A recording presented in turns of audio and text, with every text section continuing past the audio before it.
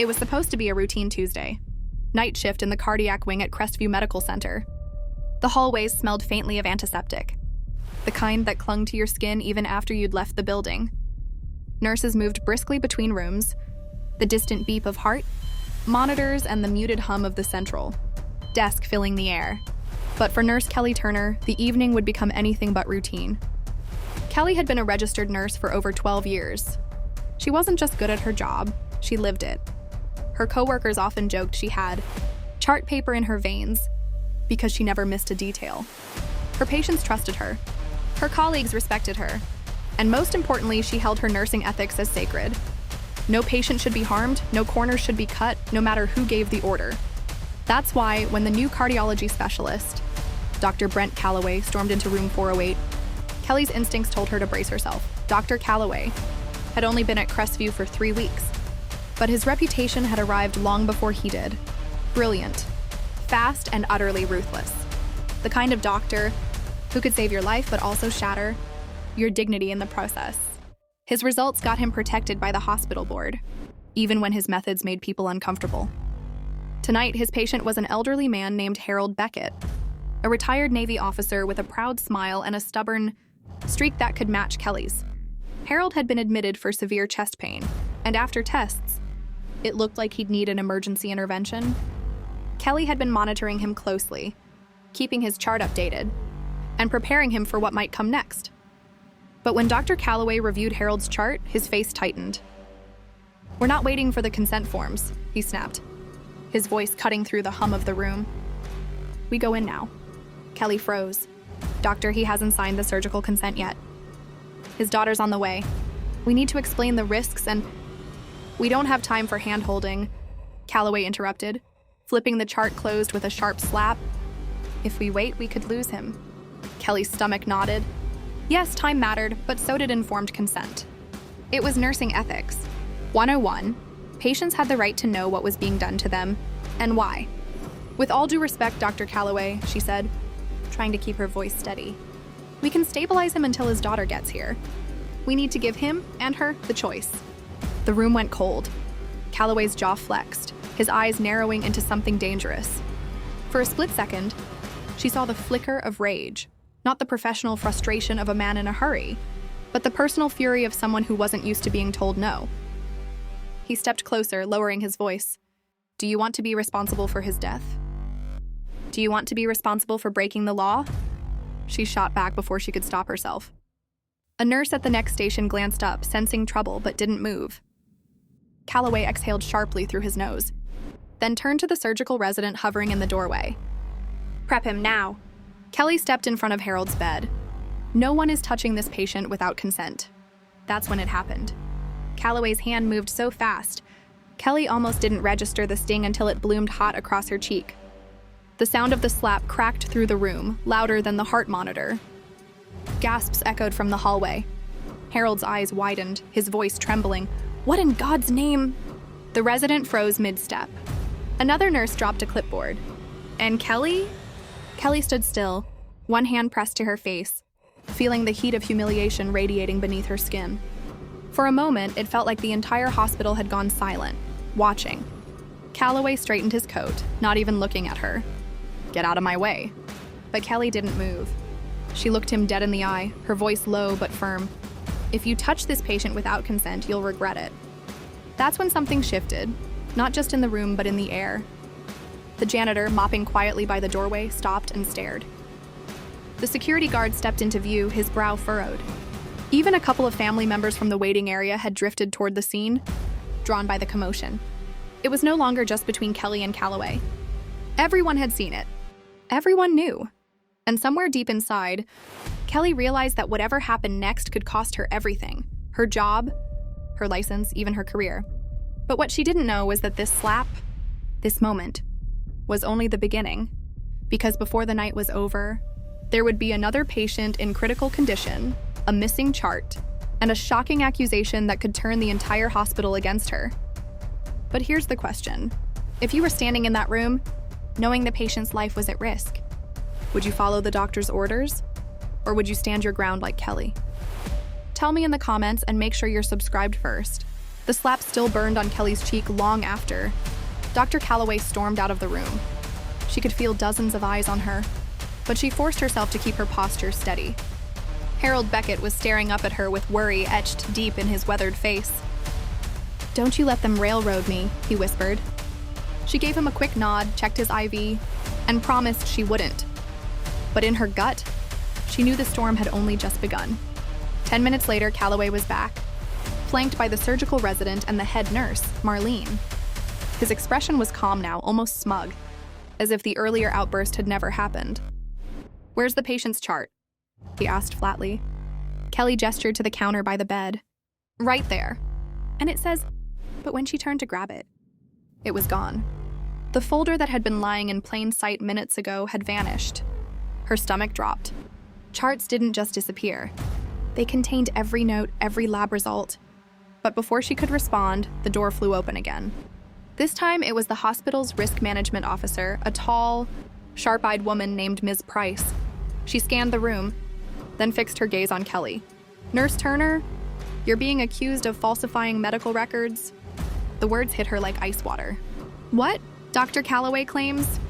"You altered the patient's notes to make it look like he refused treatment." Kelly stared at her, stunned. "That's a lie. The patient told me." "Save it," Ms. Price said, her voice like steel. "Until we finish the investigation, you're off all patient contact. Effective immediately." The janitor's eyes widened. She didn't, but Ms. Price was already gone, the door shutting with a finality that made Kelly's stomach churn. Kelly sat back, the weight of the accusation pressing down like a physical force. She could lose her job, her license, everything she'd worked for, and all because she'd tried to protect a patient. But there was something else gnawing at her now. If Calloway was willing to go this far to silence her, what else was he hiding? And more importantly, was Harold safe? Somewhere down the hall, the beeping of a heart monitor turned into a frantic alarm. Footsteps pounded past the lounge door. Someone shouted for the crash cart. Kelly's blood ran cold. Had they gone ahead with the procedure without consent? Or was this something even worse? Tell me, if you were Kelly, would you risk everything to expose the truth, even if it meant breaking hospital protocol? Comment your thoughts and make sure you're subscribed. The shrill alarm from down the hall ripped through the air like a siren in Kelly's chest. She shot up from the lounge chair, her instincts screaming, even though she'd been barred from patient contact. She knew that sound at a patient in full cardiac arrest. And in this wing, that patient could only be Harold Beckett. Kelly pushed open the lounge door and stepped into the hallway just as the crash team raced past with the defibrillator. Through the chaos, she caught a glimpse into room 408. Harold's chest rose and fell in ragged, mechanical jolts under the compressions. Dr. Calloway stood at the foot of the bed, barking orders, his coat flaring with each movement. Kelly's pulse pounded. They had gone ahead with the procedure without consent. Worse, Harold wasn't stable. Against every warning, against the very ethics she'd fought to protect. Calloway had pushed forward, and now the man's life was hanging by a thread. A hand gripped her shoulder. It was the security guard. "You're not supposed to be here," he said, but his voice lacked conviction. "If you're going to stop this, now's your chance." Her heart hammered. "Help me get to his daughter," she said. The guard hesitated, then nodded toward the family waiting area. "She came in a few minutes ago. She's been looking for someone to explain what's happening." Kelly found Harold's daughter, Claire, pacing the corner. But before she could finish, a commotion rose behind them. Ms. Price from Risk Management appeared, flanked by Marlene and Calloway himself. "There she is," Calloway said, pointing. "Remove her from the premises." Claire stepped between them. "What's going on? What happened to my father?" Calloway's voice softened into a practiced calm. "We had to act quickly. Your father's condition was critical, and that's not true," Kelly cut in. "Your father was stable. He refused the procedure until you arrived. I wrote it in his chart, but they took it." Claire's eyes darted between them. "You took the chart?" Calloway scoffed. "She's lying. In fact, she falsified. I saw it," another voice rang out. Heads turned. The janitor stepped forward, mop still in hand. His voice was steady. The resident took the chart and handed it to Dr. Calloway. "I saw the note she wrote. He didn't want you to see it." A ripple of murmurs swept through the hall. Ms. Price's eyes narrowed. "Is that true?" For the first time, Calloway's composure cracked. This is absurd. You're taking the word of a janitor over a board-certified specialist? And over a 12-year veteran nurse? The security guard added, stepping forward. Because I saw him slap her. In front of the patient. In front of me. The tension in the air was electric. Ms. Price's gaze moved from Calloway to the security guard, to the janitor, and finally to Kelly. "Where's the chart now?" she asked. Calloway didn't answer.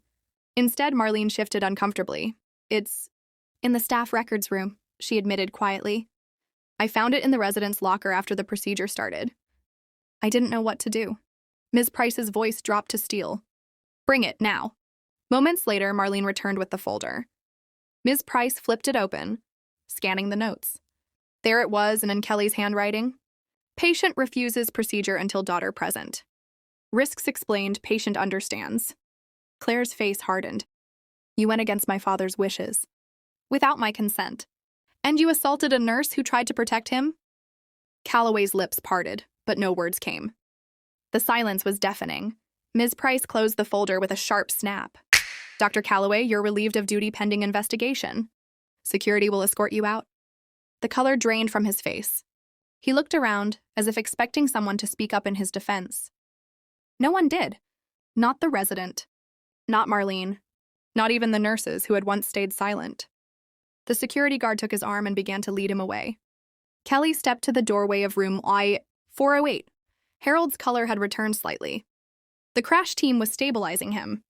Claire rushed to his side, taking his hand. Kelly exhaled, a weight lifting from her chest. She had risked everything, but Harold was alive. And now the truth was out. Later that evening, Ms. Price found Kelly in the lounge. "You'll need to give a statement," she said. "But you should know. Without the janitor, the guard, and that chart, it would have been your word against his." Kelly nodded. "I just did what was right." "And you nearly lost everything for it," Ms. Price replied. "Sometimes justice needs more than just truth. It needs witnesses brave enough to speak it." Kelly glanced down the hall, where the janitor was wringing out his mop and the security guard was writing his report. Ordinary people doing extraordinary things simply because it was right. For the first time that night, she smiled. Justice hadn't come easy, but it had come. Moral lessons. No level of authority should override a patient's rights. Speaking up, even as a bystander, can change the course of events. Collective bravery can topple even the most protected wrongdoing. Documentation, integrity, and vigilance are a nurse's greatest defenses. Subscribe to Whitecoatsecrets, where shocking true stories of medical neglect, misdiagnosis, and prejudice are exposed for the next episode. Meanwhile, leave your comment, like and share this episode. I'll absolutely love to read from you. Cheers.